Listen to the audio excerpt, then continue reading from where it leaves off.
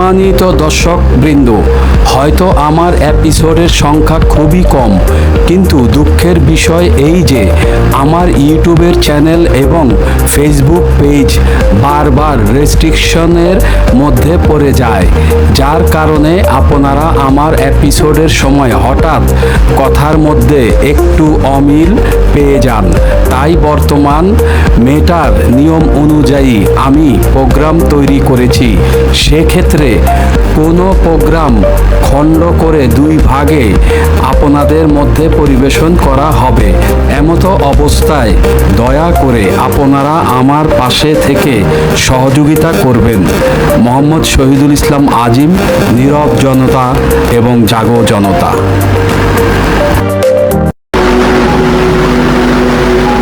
আসসালামু আলাইকুম সুপ্রিয় দর্শক শ্রোতা, আপনারা যারা নীরব জনতা এবং জাগো জনতার ইউটিউব চ্যানেল এবং ফেসবুক পেজ, সেই সাথে মেসেঞ্জারের মাধ্যমে আমার এই প্রোগ্রামটি শুনছেন, আপনাদের সকলের প্রতি আমার শুভেচ্ছা এবং সালাম। আসসালামু আলাইকুম।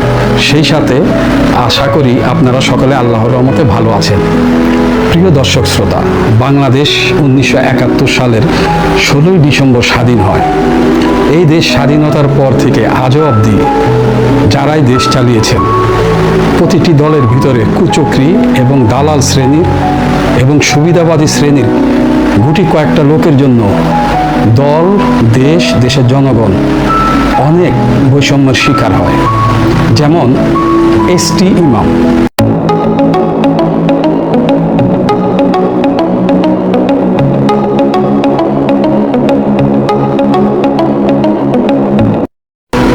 প্রিয় দর্শক শ্রোতা, দেশ স্বাধীনের পর এসটি ইমাম ছিলেন তৎকালীন শেখ মুজিবুর রহমান সাহেবের একান্ত ব্যক্তিগত সচিব বলি, এবং তারপরে তিনি সেই ক্যাবিনেটে সরকারের পক্ষে বড় ভূমিকা ছিলেন।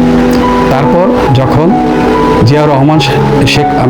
শেখ মুজিবুর রহমান সাহেব মারা যান, তারপরে ক্ষমতায় আসেন জিয়া রহমান সাহেব। কিন্তু মাঝখানে খণ্ডকালীন সময়ে যে সরকারটা হয়, তখন এই এসটি ইমামের নির্দেশে এবং তার শপথ অনুষ্ঠানের মাধ্যমে সেই সরকারটি পরিচালিত হয়। তারপরে বিভিন্ন মতামত, সপক্ষে বিপক্ষে আলোচনা সমালোচনা যাই বলি, ক্ষমতায় আসেন বিএনপি সরকার। বিএনপি সরকার এসে যেভাবে দেশ চালিয়েছেন, তার মৃত্যুর পরে অন্তত আমরা দেশনেত্রী বেগম খালেদা জিয়ার ফতেহ লোহানীকে একটা সাক্ষাৎকার, সম্ভবত ফজলে লোহানী হবেন, ফজলে লোহানী সাহেবকে একটা সাক্ষাৎকার দেওয়ার সময় তিনি যে কথাগুলো বলেছেন, আসেন আমরা সেই কথাগুলোর কিছু অংশ দেখি।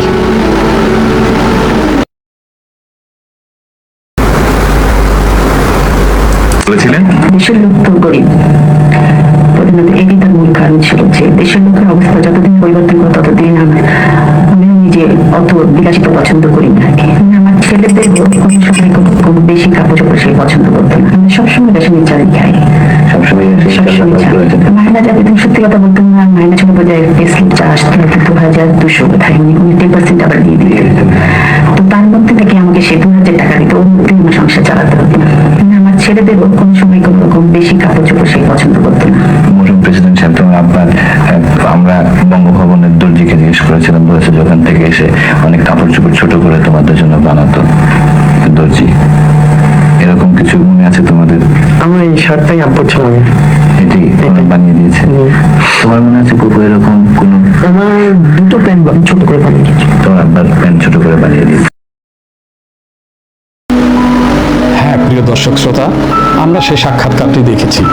এটা সত্য, মরহুম প্রেসিডেন্ট জিয়াউর রহমান সাহেব, অর্থাৎ শহীদ প্রেসিডেন্ট জিয়া রহমান সাহেব, তিনি বিলাসিতায় ছিলেন না, এবং তিনি মারা যাওয়ার পরে বাংলাদেশে কোনো ব্যাংক অ্যাকাউন্টে তার ব্যাপারে কোনো টাকা জমা পাওয়া যায়নি।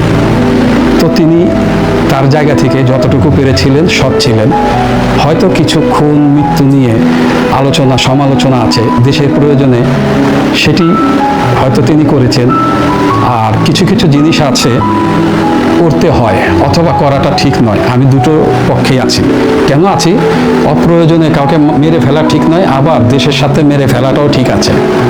যার ভুক্তভোগী 2026-এ কিছু মানুষকে ক্ষমা করে সেভ এক্সিট দেওয়ার ফলে এখন সেটা আমরা ভুগতেছি। যাক, আমি ফিরে আসি আবার মূল আলোচনায়। তারপরে কি করলেন? জিয়া রহমান সাহেবকে মেরে ক্ষমতায় আসলেন হোসাইন মাহমুদ এরশাদ। যদিও মাঝখানে সাত্তার সাহেবের একটা কন্ট্রিবিউশন ছিল এই দেশের রাষ্ট্রপতি হিসেবে। এরশাদ সাহেবও দীর্ঘ 9 বছর ক্ষমতা চালানোর পরে একটা জনতা টাওয়ার মামলা আর কিছু আন্দোলন, যেমন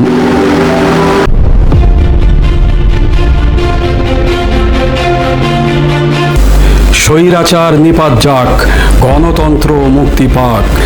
10ই নভেম্বর সকাল 10:30 নূর হোসেন চলে আসেন পুরানা পল্টন 18 নং প্রচারণী 8-এ, যেখানে বিল্লাল হক হেয়ার দিয়ে নূর হোসেনের বুকে পিঠে লিখে দিয়েছিলেন এই কথাটি, সাথে ছিলাম আমি শহীদুল ইসলাম আজিম, এবং আমার সামনে নূর হোসেন গুলিবিদ্ধ হয়ে মারা যান। তারপরে নূর হোসেনকে আমি নিজেও ধরে নিয়ে গিয়েছিলাম সেই পল্টন থেকে আওয়ামী লীগের অফিসে। আজ জানতে ইচ্ছে করে, আসলে কি বাংলাদেশ স্বৈরাচার মুক্ত হয়েছে, স্বাধীন হয়েছে, সাধারণ মানুষের ভাগ্যের পরিবর্তন হয়েছে? জবাব চাই, কে দেবে এই জবাব? হ্যাঁ প্রিয় দর্শক শ্রোতা, এই যে নূর হোসেনের মৃত্যু, কারণ তখন মৃত্যু জিনিসটা আসলে আমরা কেউ চাই না, যেটা 2026-এ মানে ওভারলোড করে ফেলেছিল। তো তার ক্ষমতার পর আবার আসে 90-তে বিএনপি, 96-তে আওয়ামী লীগ, তারপর বিএনপি, তারপরে আওয়ামী লীগ, তারপর বিএনপি। এর মাঝে আইন মন্ত্রণালয়ের দায়িত্ব পালন করেন, মানে আওয়ামী লীগের সময়ও করেন, বিএনপির সময়ও করেন, জাতীয় পার্টির সময় করেন এই ব্যক্তিটি।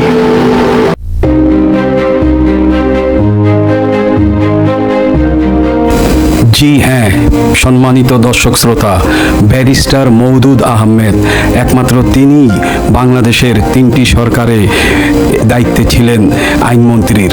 ব্যারিস্টার মওদুদ আহমেদই ছিলেন আওয়ামী লীগের সময় আওয়ামী লীগের আইনমন্ত্রী, বিএনপির সময় বিএনপির আইনমন্ত্রী এবং জাতীয় পার্টির সময় জাতীয় পার্টির আইনমন্ত্রী। এরাই হচ্ছে সময়ের সুযোগ সন্ধানী ব্যক্তি। আজ হয়তো তারা মৃত, কিন্তু দেশকে কি দিয়ে গেছেন এটা দেশের জনগণই ভালো জানে। জি হ্যাঁ প্রিয় দর্শক শ্রোতা, এই যে আইনমন্ত্রী আমরা যাকে দেখলাম মওদুদ আহমেদ, এই মওদুদ আহমেদ তিনি আওয়ামী লীগের সময়ও আইনমন্ত্রী দায়িত্ব পালন করেছিলেন এবং জিয়া রহমানের সময়ও করেছেন, অর্থাৎ বিএনপিতেও করেছেন, জাতীয় পার্টিতেও করেছেন, আবার বিএনপিতে করেছেন। তো এই যে সুযোগ সন্ধানী লোকগুলি, এই লোকগুলির দ্বারা দেশে অবশ্যই কোনো না কোনো ক্ষতি সাধিত হয়। এই যে সুবিধাবাদী লোক, যেমন এখন বাংলাদেশে কিছু ব্যক্তি, নুরুল হক নুরু, হ্যাঁ আমরা নুরুল হক নুরু কিছু, সেই সাথে রাশেদ প্রধানের কিছু স্কলের মাধ্যমে লেখা এবং ভিডিও ফুটেজ দেখি। সম্মানিত দর্শক শ্রোতা, আমার ভুলের জন্য আমি ক্ষমা প্রার্থী। রাশেদ প্রধান নয়, হবে রাশেদ খান। আমাকে ভুলের জন্য ক্ষমা করবেন।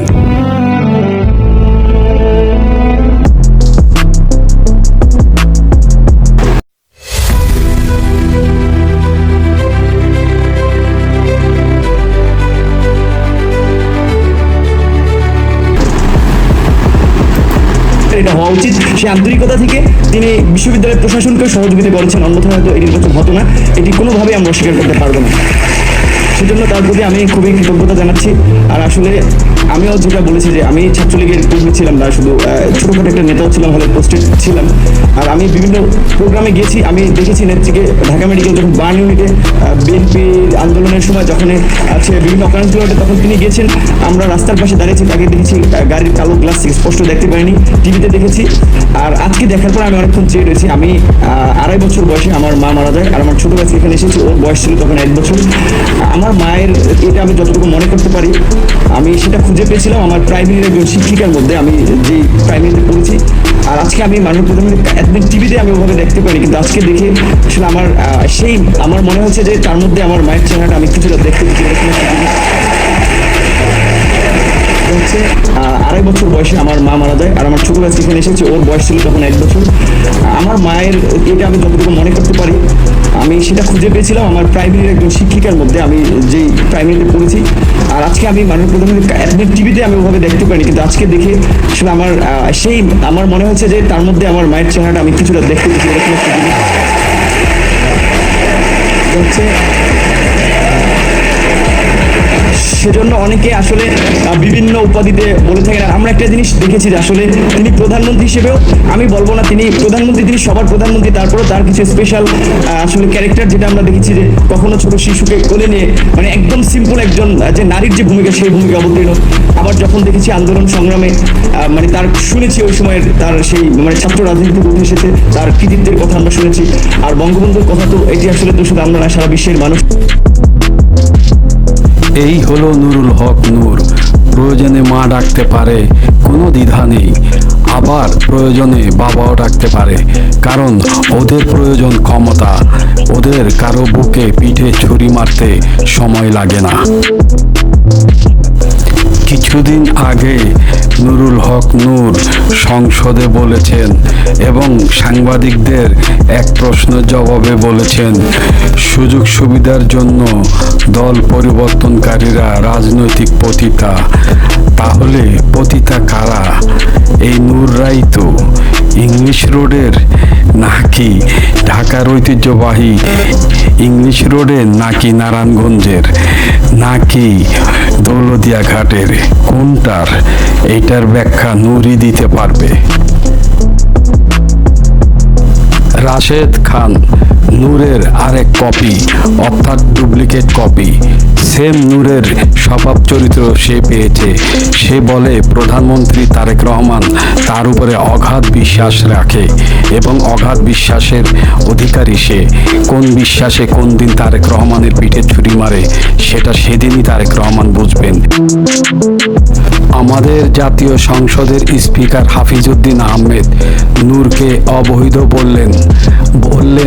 আপনি তো শেখ হাসিনাকে মা ডেকেছিলেন, এবার আবার কি বিএনপিকে বাবা ডাকবেন না? বিএনপি আপনাকে যে মর্যাদা দিয়েছে সেটার মর্যাদা রাখুন, বিক্রি করতে যাবেন না। আমাদের স্পিকার হাফিজউদ্দিনের এইভাবে নূরকে বলেছেন, কারণ নূরের চরিত্র যা তাই বলেছেন।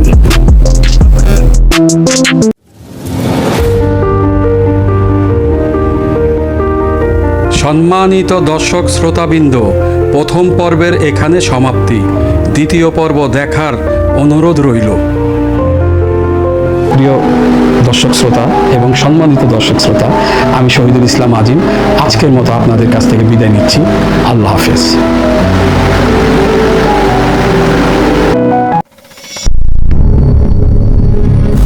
নীরব জনতা এবং জাগো জনতা দেশ এবং সাধারণ জনতার কথা বলে।